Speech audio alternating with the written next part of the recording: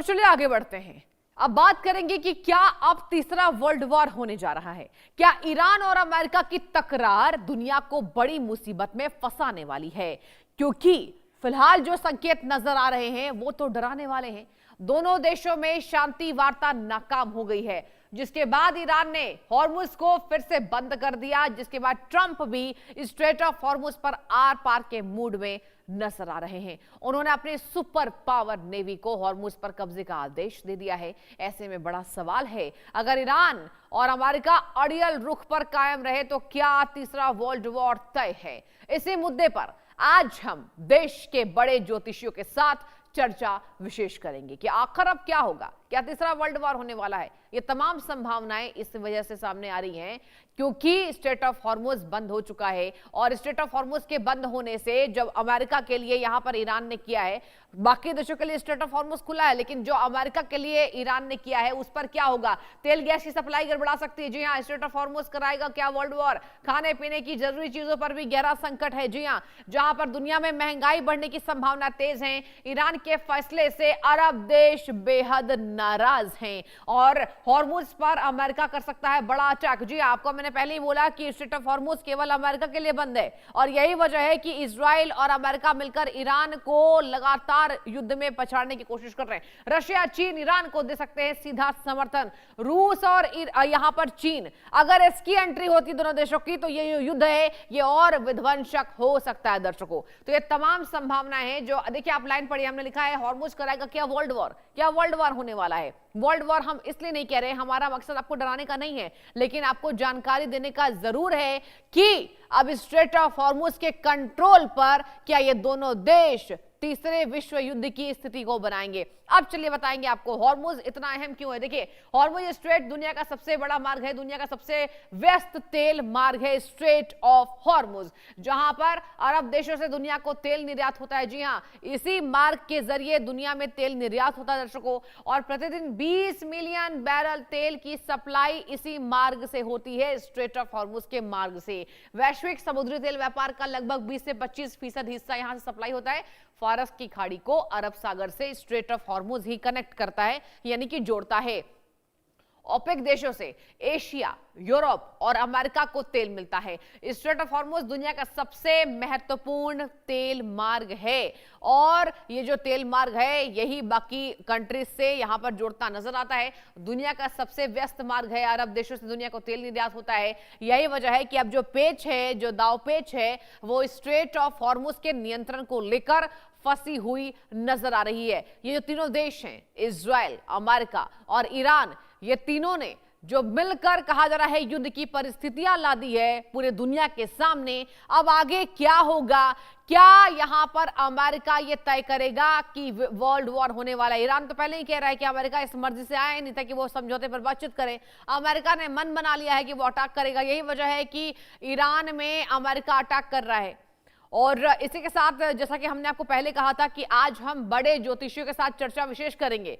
हमारे साथ दो खास मेहमान पैनल में जुड़ चुके हैं। आचार्य राज मिश्रा जी ज्योतिषी जुड़ चुके हैं, पंडित राकेश चतुर्वेदी जुड़ चुके हैं। दोनों को सुप्रभात। आचार्य राज मिश्रा जी, आपके पास आते हुए पहला सवाल आपसे होगा राज जी, अगर बात की जाए क्या तीसरे वर्ल्ड वॉर की स्थिति है? मैंने बहुत पहले जब बात हो रही थी सृष्टि जी तो जितने भी कार्यक्रम में आपके साथ में बैठा हूं, और इवन जो दर्शक देखना चाहें, मैंने ऑलरेडी अपने कई सारे पॉडकास्ट में, कई सारे वीडियोस में इस शब्द को कहा था कि शांति वार्ता का प्रयास किया जाएगा, लेकिन उसका कोई परिणाम नहीं निकलेगा, शांति वार्ता असफल रहेगी। मैंने ये कई सारे वीडियोस में कहा है, और मैंने उस दिन पंचांग के माध्यम से, जिस दिन ये वार्ता स्टार्ट हुई थी, उस दिन मैंने आप सबको बाकायदा आप ही के चैनल पर, आप इसी कार्यक्रम के अंतर्गत, आई थिंक 9:30 वाला ये शो हम आप कर रहे थे, कि आप थी या कोई और था वो मुझे याद नहीं, बट उस दिन भी मैंने इस विषय को बाकायदा कहा था कि शांति वार्ता विफल होने वाली है, इसका कोई रिजल्ट निकल करके नहीं आएगा। बिल्कुल आपने ये बात कही थी, और वही परिस्थिति एक्चुअल में हुई है। अभी शांति वाली परिस्थिति नहीं है। मैं आपको दोबारा एक बात क्लियर कर देता हूं, जब तक भारत इस विषय के अंतर्गत इंटरफेयर नहीं करेगा, जब तक भारत ट्राई नहीं करेगा, तब तक ये पॉसिबिलिटी बिल्कुल नहीं है कि किसी प्रकार का रिजल्ट निकल करके आए। उसका मैं लॉजिक बता रहा हूं। बृहस्पति इस टाइम गोचर कर रहे हैं मिथुन राशि के अंदर, ठीक है। और मिथुन राशि जो है वो भारत की जो लग्न है वृष, उससे सेकंड हाउस की राशि है। यानी शब्दों में जो एक विश्वसनीयता होनी चाहिए, शब्दों में एक जो पॉजिटिविटी होनी चाहिए, वो इस टाइम भारत के पास है। भारत उस विषय पर अगर डिस्कस करता है, भारत अगर कोई इंटरफेयर करता है, तो उस परिस्थिति के अंतर्गत विश्व में जरूर शांति आ सकती है। अगर भारत इस पर ट्राई नहीं करेगा तो मैं कह सकता हूं इसकी पॉसिबिलिटी नहीं। अब कल चर्चा कहां स्टार्ट हुई थी? खैर, आपने मुझसे ये प्रश्न किया है कि क्या वर्ल्ड वॉर होगा। मैंने आपको शायद जब पहले हम चर्चा कर रहे थे तब भी मैंने कहा था कि जब मंगल और शनि एक साथ 11 तारीख को, क्योंकि अब शनि ऑलरेडी उदय हो चुके हैं, मंगल उनके साथ बैठे हैं, सूर्य उनके साथ बैठे हैं, ये परिस्थिति मई महीने तक बहुत भीषण है। मई में आई थिंक 11 तारीख का संदेश है जब मंगल राशि परिवर्तन करेंगे और मेष राशि में जाएंगे। उससे पहले की जो परिस्थिति है वो शांतिपूर्ण नहीं है, परिस्थितियां बहुत भीषण हैं। अभी युद्ध की जो परिस्थिति है वो और ज्यादा बढ़ेगी, इस विषय को ध्यान रखिएगा, ठीक है।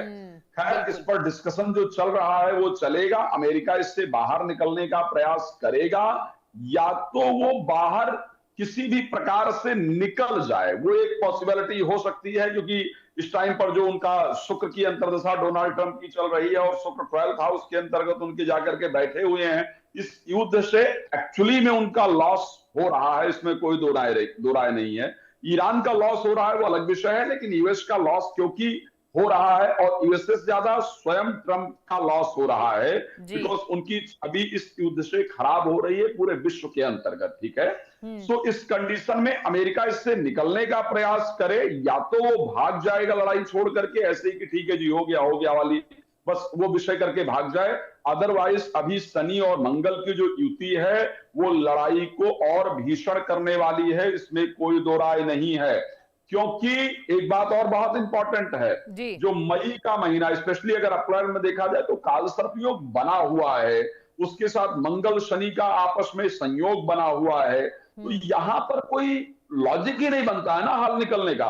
अच्छा, कल जब मीटिंग स्टार्ट किया तो मीटिंग स्टार्ट किस टाइम पर हुई थी? कर्क लग्न में, इस्लामाबाद के अकॉर्डिंग जब मीटिंग इन्होंने स्टार्ट किया था तो कर्क लग्न के अंतर्गत मीटिंग स्टार्ट हुई थी। उसके साथ अगर देखा जाए तो शनि, मंगल, बुध और सूर्य चारों प्लैनेट आकर के 9th हाउस में बैठे हुए थे, और जनरली मंगल बुध के विरोधी हैं। बुध जो है वो परिस्थिति को संभालने के लिए जो टॉक होनी चाहिए उसके इंपॉर्टेंट प्लैनेट हैं।